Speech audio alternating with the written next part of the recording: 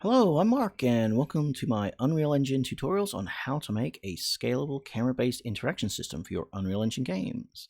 I will be breaking this tutorial up into 3 parts to make it a bit more digestible for you, the viewer. In part 1, which will be this part, we'll be creating all the components needed to create our little interaction system, as you can see being demonstrated on screen right now. In part 2, we'll go ahead and create our widget, as you can see right there, different widgets for different solutions or scenarios. And then in part 3, we'll go ahead and take all those components that we've been creating in parts 1 and 2 and pull it all together so that we can go create a interaction system and that actually can do a little bit of work. And so what we'll be doing is we'll be creating the ability to go pick up a chair, put it down, and then put it into our fictitious inventory system if we had one. Okay, so we do have a lot of ground to cover, and so let's go ahead and let's get started. So I'm just going to go ahead and stop this. This is my demo. I'm just going to move this off screen temporarily. Alrighty. I'll just minimize this so I've got a little bit more space. Okay, so for this project, I'm just going to prop it up right now. I'm going to be using, under games, we're going to be using the third person project. I'm going to be using C++, and I'm going to use Scalable. And for this project, we're going to use the starter content. That way we can get that nice spiffy little chair to play around with. And then once you've made those settings, just go ahead and give your project a name and then hit create. And then Unreal Engine will go ahead and create all the assets needed for a C++ third person project. So once that's done, I'll just move that off and close it. Once that's done, you'll get something looking like this, and let's get started. So first thing we're going to do, as you can see, I'm just going to bring back the demo and go in between these a little bit to kind of explain. So the first thing we need to do is we need to create a little bit of a data transfer object. So as we're looking at these objects, as you see, there's data associated with the object, and that data is actually residing on the actor that we're looking at. So what we want to do is we want to transfer that data, as in the name and, as you can see over here, the value and the weight of the object, from the actor that we're looking at back to the character so that it can show up in the widget that our interaction system is bringing up and down. So I'm just going to move this off. So to do that, we're just going to do that through a simple little structure. So I'm just going to come into the content drawer, right, and let's go ahead and create that structure real quick. So to do that in Unreal Engine, to create a C++ structure, we're just going to come to under content, down to C++ classes, under the folder which will have our core interaction. That's what I'm calling this project right here. I'm just going to right click and then say new class. Now Unreal Engine doesn't have a native way to create structures, so what we're going to have to do is we're just going to go ahead and select the empty C++ class, and we'll use that and turn that into a Unreal Engine structure. So first off, we're going to select that. We're going to go next, and then we're going to give our structure a name. I'm just going to go ahead and call it interaction data, and I'm going to select public. That way we can use the public-private folder structure that it's going to create. So interaction data, that's our data object, data transfer object, and then public. And everything else looks good, so I'm just going to go ahead and hit create class, and we'll let Unreal Engine do its thing. And once that's done, we should get this pop up, and Unreal Engine should be doing a compile as well.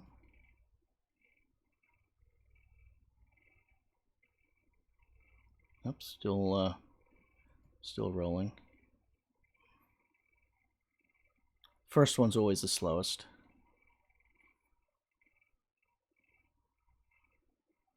It's compiling. And we have a good compile. So I'm just going to come back up. We'll go kick this up. I'm going to say reload all. And that will get us back into the project. Let me just minimize this structure a little bit. So I'll get into that a little bit later. But yeah, so once we have that, we'll have a data structure, and close that too. So this is pretty much our just generic class that Unreal Engine's created for us, and we're just going to go and convert this into a structure. So to do that, we're going to go ahead and make a couple of small little changes. So first off, I'm going to grab a include that needs to go at the bottom of the stack. This is our generation include. So that's really just the name of the class that we've got here, and then .generated.h, and that will go with the generate body macro right here. Next, we're going to go ahead and add the structure tab or property. So that will go up here to tell Unreal Engine editor that this is a structure that can be then seen in the editor, and then we'll convert this over to a struct. And there it is. And then Unreal Engine uses the F prefixer on all structures that it uses. So we'll go ahead and add that, and then we'll just go ahead and just fix this properly. I'm just going to go get rid of these. So fix the constructor and the destructor. Save that. All right, so let me just double check. Is there anything else? Nope, I think we're good. So that's pretty much our just empty data transfer object. So let's go ahead and put some data in here that we want to transfer from the thing that we're looking at, the actor that we're looking at, back to the system. So to do that, first off, I'm going to go ahead and define an enumerator. So because this system is going to has various moving parts, I'm going to let the actor tell the interaction system how to build that widget, and how that is done is going to be through this interaction widget type. So what I've got is and you can have as many of these enumerators as you want, depending on how many different widgets you want based on what you're looking at. So for this tutorial, I'm just going to use none, default, and then pickup item. So the default, if I bring back our solution and run it, really is going to just be that, which is just the name of the chair and what to do in order to interact with it. And then the pickup item is a little bit more information, and as you can see, this one actually has 2 actions versus this one only having 1 action, which is the hole to sit on. All right, so that's what's going to happen there, and we'll get more into that widget in part 2, and how this is going to, and how we're going to be using that on the widget side of this system that we're going to be building. Okay, next up, let's go ahead and start to define some properties that we're going to be transferring over. So the first one, since we have the enumerator, is going to be the enumerator type. So again, and we're just going to make this property blueprint read writable and edit anywhere. And then again, this is a enumerator, and this is just how we set up the enumerators, and I'm just going to call it a property type, and I'm just going to default it to none. That way it's just got a default there, when needed. Excuse me. Okay, next up, I'm going to go ahead and we're going to be wanting display text, and the display text, this is going to correlate to the name of the item that's going to show up in that white block in the widget. And then I'm also going to add an action key. So those different, so if I just bring this back up real quick, so it's maybe a little easier to see what's going to be going on. So as you can see, so the black text, that's going to be the text that we're going to, the display text. But then that action key is actually going to be going to a strings table that we're going to be creating, so that we can create different types of text input for those action keys. This will allow us, allow you, if you're choosing to use my system, more flexibility in crafting various information within that widget without having, having to hard code it. And so that will be done through a strings table that we will be creating in part 2. So I'm just going to go move this back real quick. Okie dokie. And then after that, then it's just data attributes. So for this tutorial, I'm just going to go ahead and add 2 more attributes. One's the weight and one's the value. So this, again, will all come off the actor. if you're using if you have a table with your items in there, this could be a table row handle. It's up to you on what you want to pass back. But these are the three things that you do need for my solution to work. And then these are just optional values that can be passed back depending on what kind of things you need to be telling the widget or displaying in the widgets when we get So, okay, so that's the data transfer object. All right, so next up, we're going to need two interfaces for this solution to work. And so I'm going to go back and we will bring up our project. So we'll be creating two interfaces. One interface is going to reside on the actor that we're looking at, and then the other is going to be more of a helper interface that will be used to help decouple the interaction component that we're going to be building from the character class.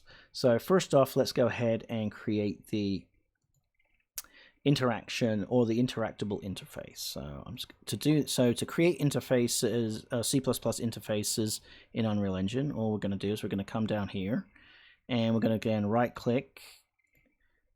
We're going to right click and I'm going to go new class. And instead of a class, we're just going to use this Unreal Engine Unreal Interface. So we're going to hit that. I'm going to hit next. And let's see, I'm going to call that this. So I'm calling my interactable interface core interactable interface. Public folder. Everything looks good. Let me just pop this open real quick and just tell it to go into the public. There we go. So that looks good, and then I'm just going to say create class, and we'll let Unreal Engine go ahead and do its thing.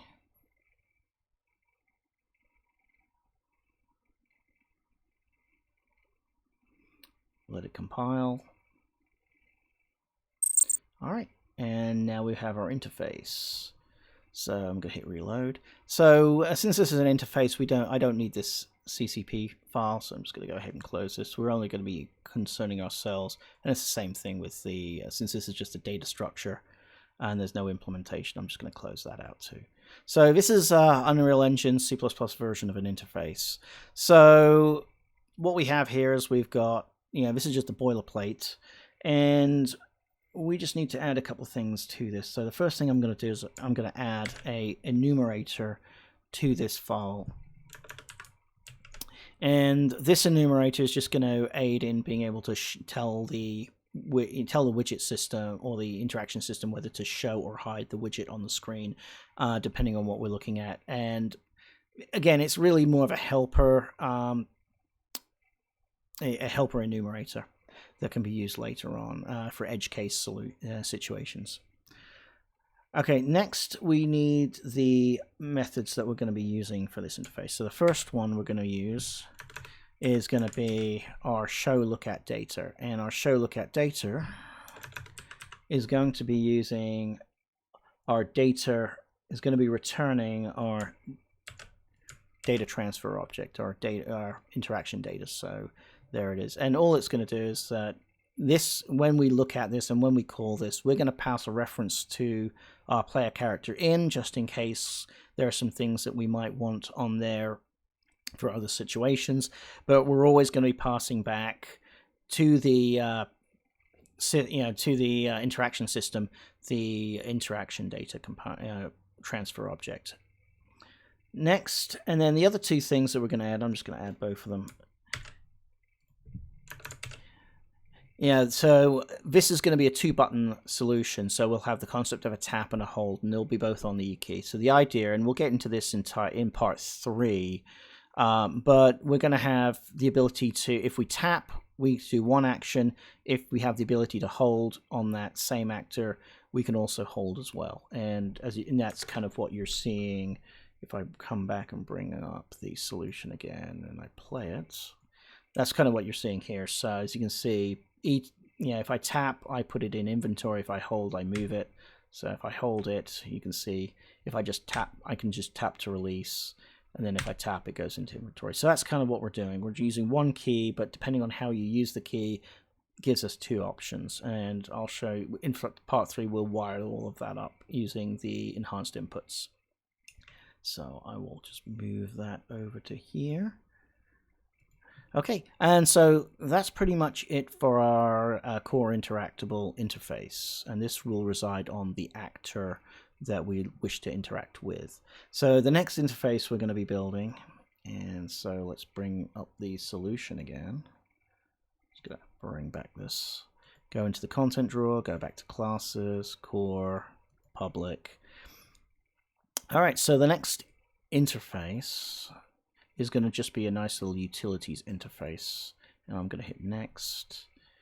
And this interface, I'm just going to go ahead and just call this core character interactions interface. It's just really a utilities interface that will sit on the character that is, or on characters which are going to be consuming this component that we're going to be building. So I'm just going to go ahead and say create class again.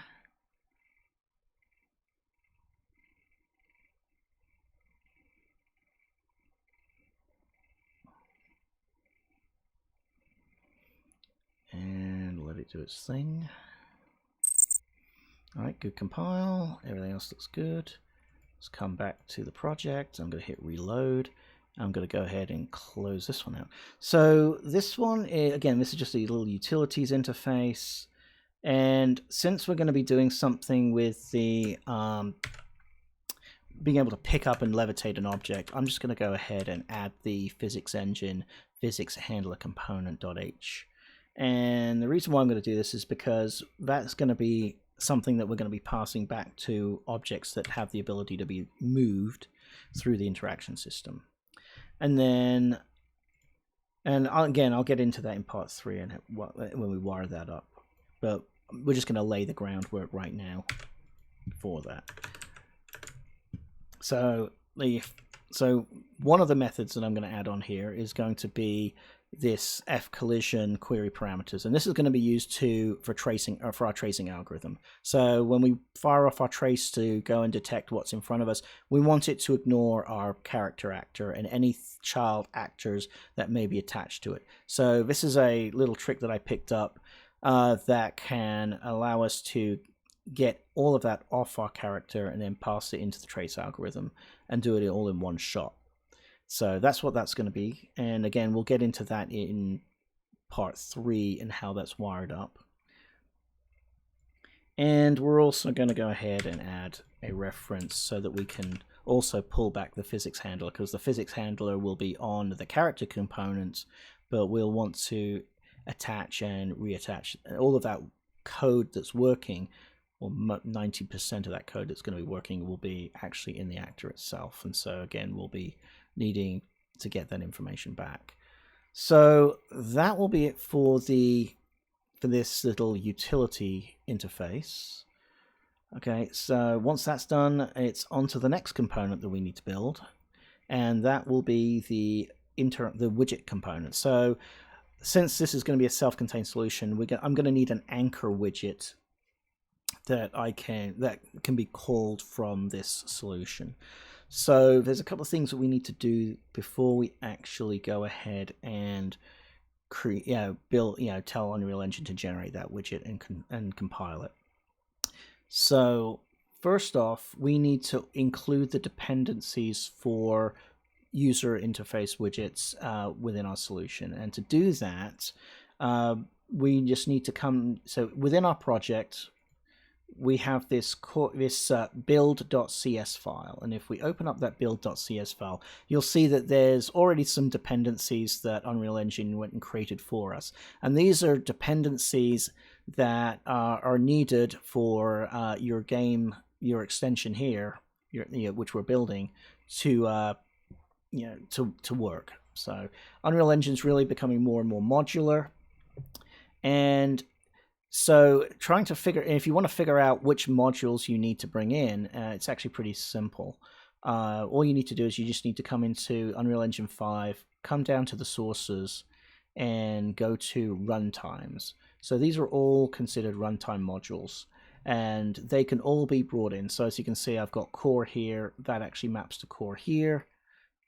user core or core objects.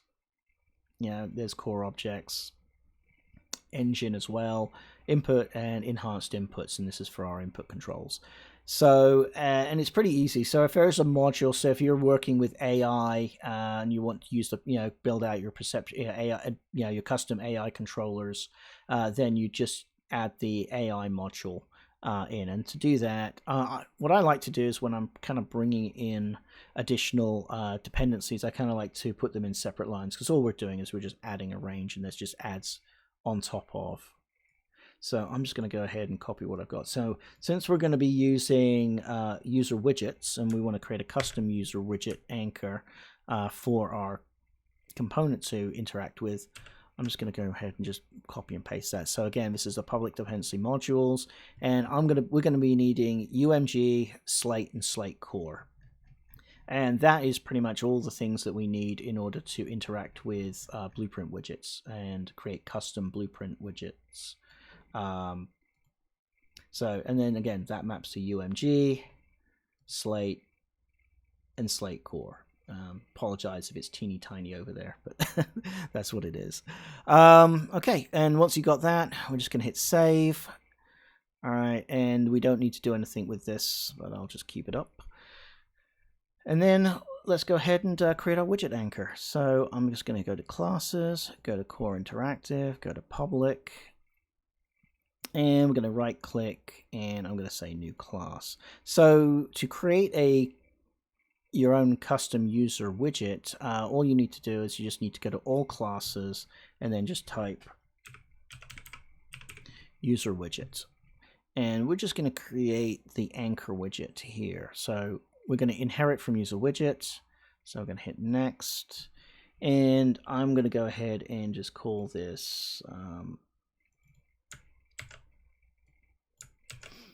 core interaction user widget.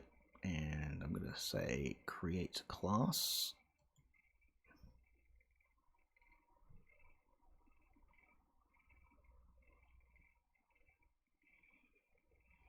We'll let Unreal Engine do its thing.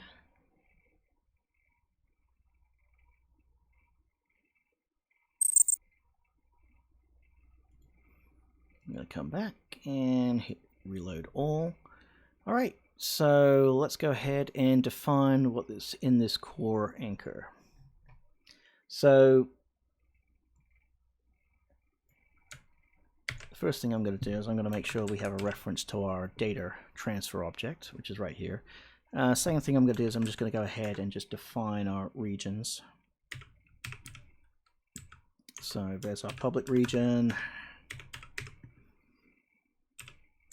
There's our protected region, and I'm going to put another public region just to kind of keep things in the Unreal Engine kind of way of doing things. So we don't need to define a constructor, so I'll just keep that blank. And what I'm going to do is I'm going to go ahead. So as a given, this widget's always going to have our data transfer object. So this is the thing that we're going to be setting from the C++ side when we call a widget. So that's there. It's blueprint read only, interaction widget. That's kind of how we're setting things up. And that's the only property we need to add. So next, I'm going to add, I'm just going to go copy these over. So I'm going to be creating 2 blueprint native events. And the reason why I want to do this is because I really want to have this, I really want to use the blueprints to create the logic, to create that UI look and feel and pass that logic back up. So to do that, we can use blueprint native events, and we'll get into this a bit more in part 2, but we're going to just go ahead and create these things right now. And the way that this works is that this will allow me to execute an event in the blueprint that is inheriting this from this C++ class. And so to do that, you just need to make sure that your function has blueprint native event. Right now, I'm just going to use show interaction message event.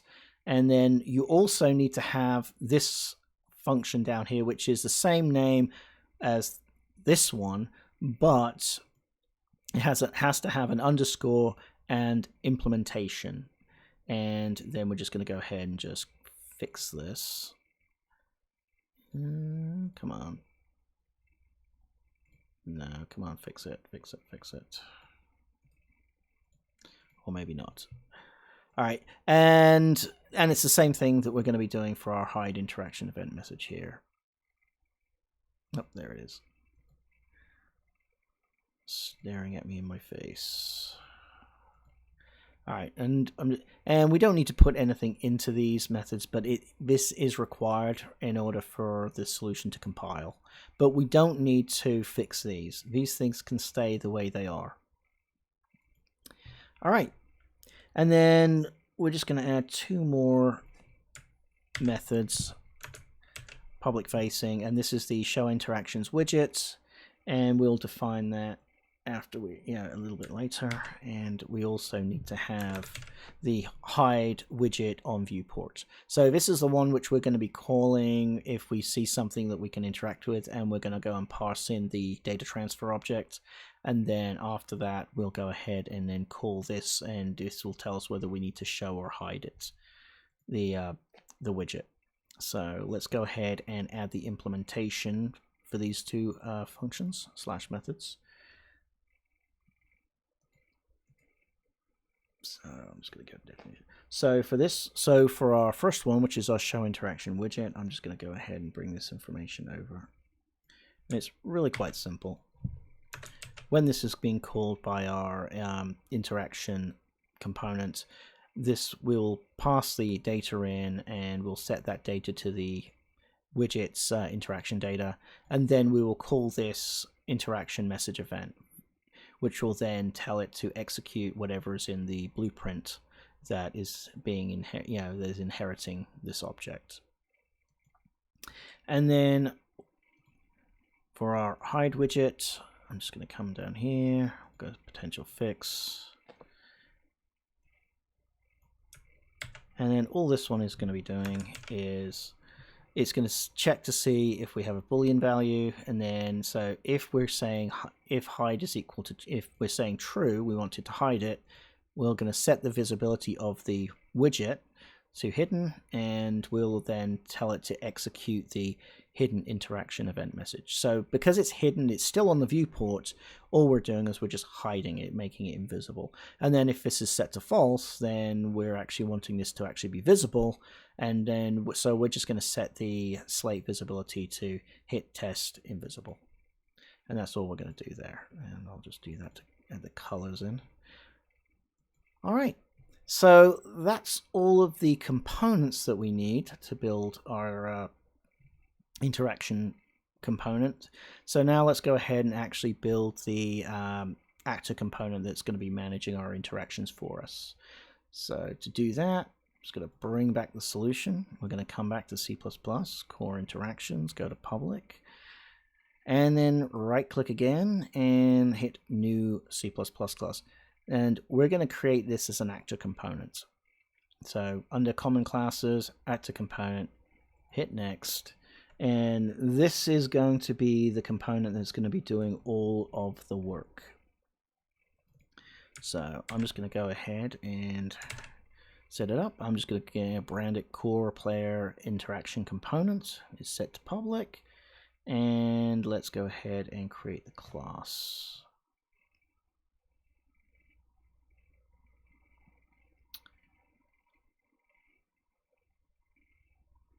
Compiling. Hopefully we'll have a good compile. Yep, good compile. Awesome. So let's go ahead and build out the component that's going to be doing all the work for us. So I'm going to go ahead and just hit save. All right, so as you can see, Unreal Engine's just generated us a boilerplate actor component, and so we're just going to go ahead and start filling in the code that's going to make this work.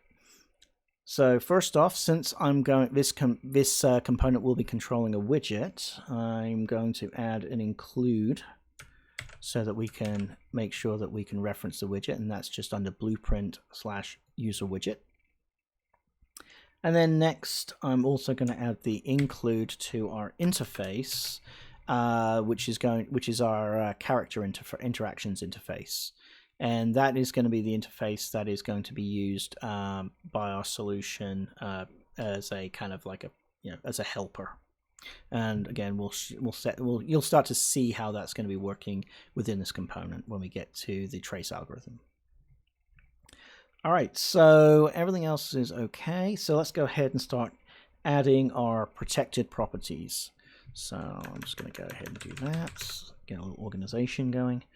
So the first thing we want to do, so since this is a camera-based solution in which the trace algorithm needs to be coming from the center of the camera, we need a way to make sure that we're actually using the current active camera. So if this was just a third-person camera, we could just use the third person. But if you wanted a solution where you might be having multiple different cameras, like one for first person, one for third person, then using the camera manager may be a better option, because this will always pick the active camera that your character is using. And so again, this is just under a player camera manager.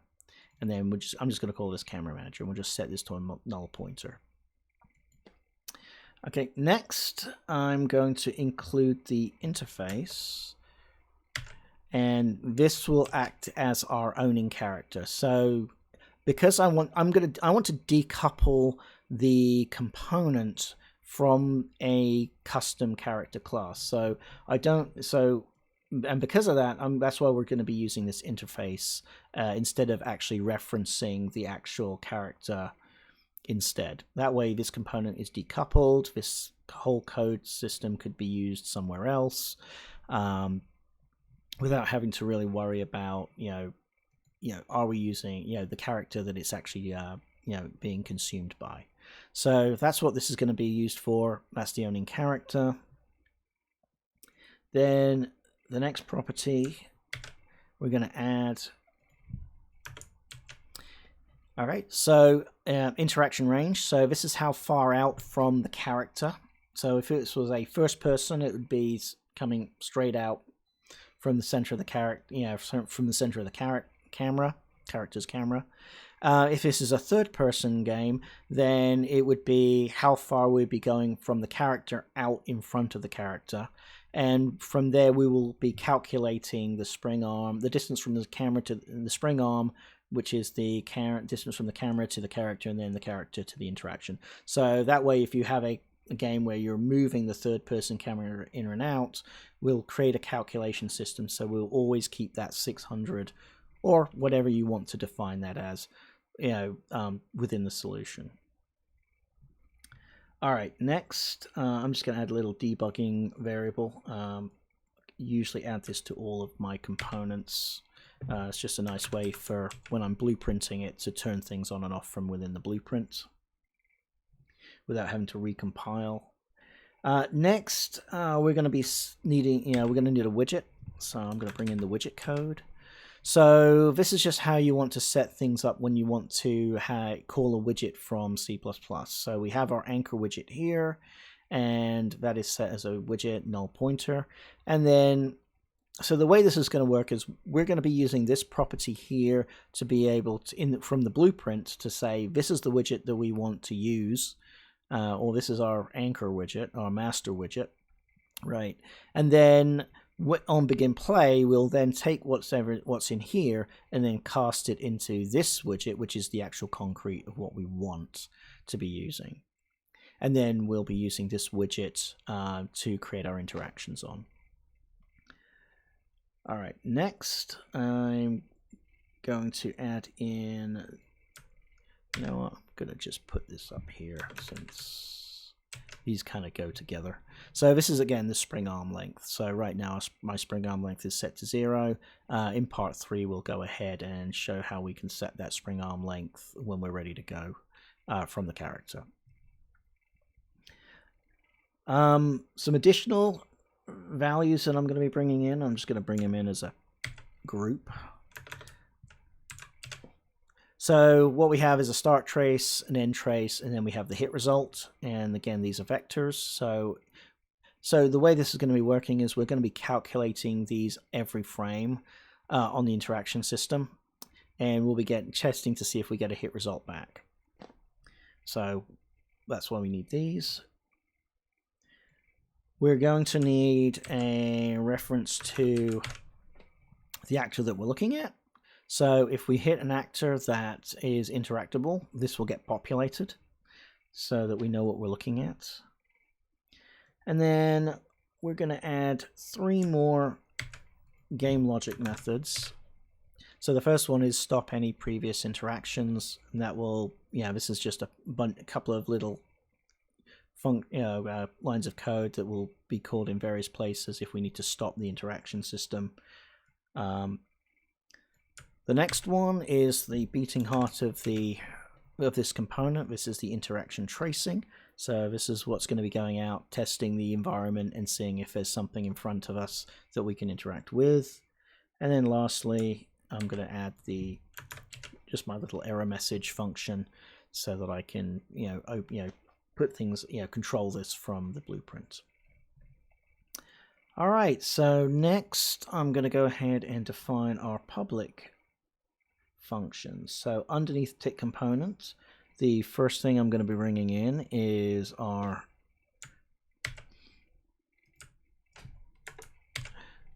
display widget on viewport, and I'm going to put that there. So again, this is just a easy way for us to, once it's called, it's just going to display the widget on the viewport. I'm going to bring in two little methods, and this is the set spring arm distance. So if you've got something in which that spring arm is going to be moving forward and backwards, this is where you'd be setting that new value. Or again, if you've got a fixed third-person spring arm, you'd be setting it here on begin play, and that will then tell the component, so that it can calculate the actual distance it needs to draw that trace line out. And then here we have the get look actor, and all it's going to do is it's just going to return a reference to the actor that we're currently looking at, providing that's a actor that we can interact with. And then lastly,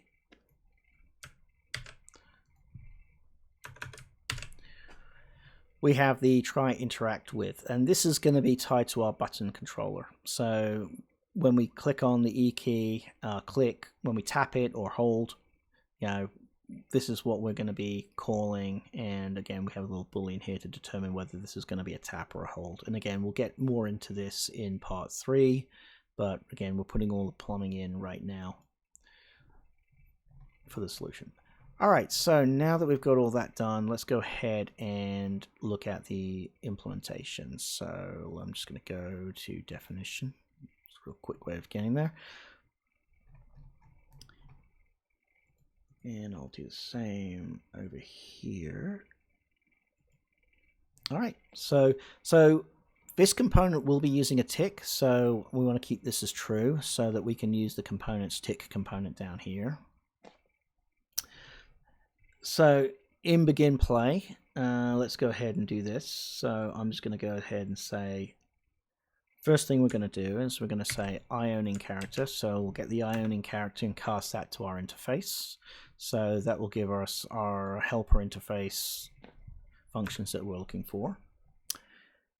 Next, we're also going to go ahead and bring in the camera manager. And to do that, we're going to be using this gameplay statics class. And as you can see, I've got a red squiggly. So to fix that, all we need to do is we need to just say, use this Kismet gameplay statics.h, and that will fix that for us. And then last,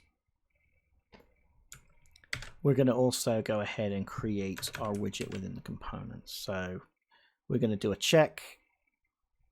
And of course, we're going to need the actual widget information. So let's add that. So this is the reference to our widget over here. That's there. And so what we're going to do is we're going to check to see if this is being referenced in the blueprint. So if this is referenced in the blueprint, then we can go ahead and try and create this widget and then add this widget to the viewport. And this is all done on begin play. So once we want to create the widget once, and then we're going to just reuse it and reuse it and reuse it. That way, it'll be the most efficient way that we can do this, since this is a widget that's going to be popping up, really quickly all over the place. We don't need to keep recreating it every time we look at something. So create it once, and then we'll just store it. All right. So let's go back to the components. We've got begin play done. So let's go, and we'll just go from top to bottom in defining these. So I'm just going to go show potential fix. So this is our stop interactions. So stop interactions is really easy for us. Just going to add two things. Anytime we call this, we're just going to null out the actor that we're looking at. And whenever we call this, we're automatically just going to say hide widget on viewport. All right, so next, let's take a look at, so this is the big one. This is our tracing function. And there's going to be a lot to it. So I'm just going to go copy it in, and then we can discuss how what's going on. So I'm just going to bring it over. So this is the function, and of course we have an interface being called. So let's also include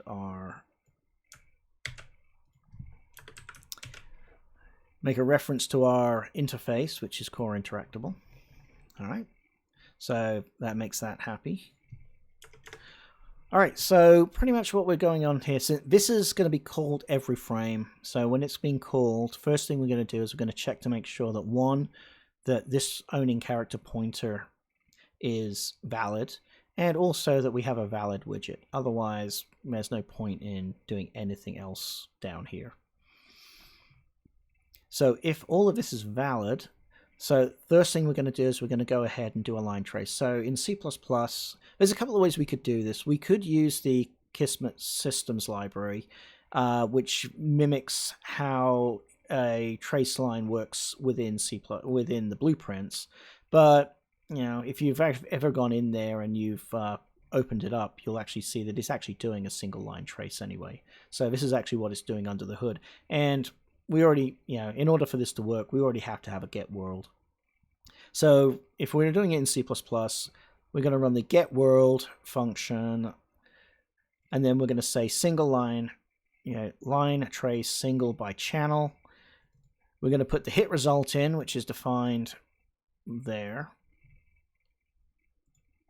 We're going to have the start trace, the end trace, and then we're going to be using the e-collision channel by ECC visibility. So that's pretty much all visible line tracing. And then here is our interface with our get, ignore character parameters. And so these are all of the things that we want to ignore, or we want to tell this line trace to ignore when it's doing its trace.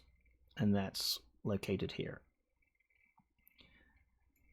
And then after that, I've got a little debug so that if we need to, we can draw that line and see where that line's looking and how long it is. And that's all that is here. And again, it's tied to our debug value, which can be turned on or off within the blueprint. And then if we have a good hit, we're going to check to see if the hit result actor is equal. If they're not equal, means we're looking at something different. We're going to then stop all previous interactions on this just to make sure it's null. And then what we're going to also do is we're going to say look at actor equals hit get actor. So we're just going to say put this into there. So now this is the actor that we're currently looking at. So what this does is it prevents us from having to execute this code over and over and over again, because remember, this is going to be sitting in our tick component right here. And so we don't want to keep executing this if we're looking at the same thing on every frame. We only want this to execute if we're looking at something different. So once we get to here, we're going to then take the hit actor, we're going to try and do a cast to the interaction, right? And if it's a successful, so this is going to test to see if this actor that we're looking at is an interactable actor. If it's an interactable actor, right, then we're going to say, okay, cast to it. So, and then if this is a good cast, so this is doing our validation of our pointer, we're going to then say, well, I'm adding this as just to make sure that it's, we're working. Again, this is going to be controlled by our debug boolean. But then what we're going to do is we're going to say the widget. We're going to say show interaction widget. And so let's just unpack this from the inside out. So so on this interaction, if we want to go back and get interactable, here it is. It takes in a character parameter reference, right?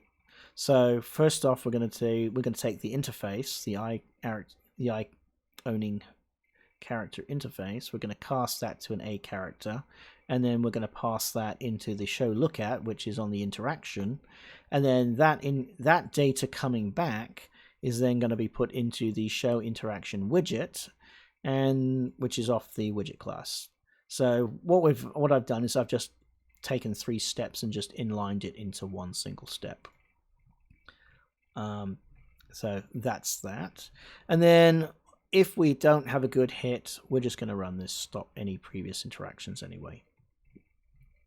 So that's it for our tracing code.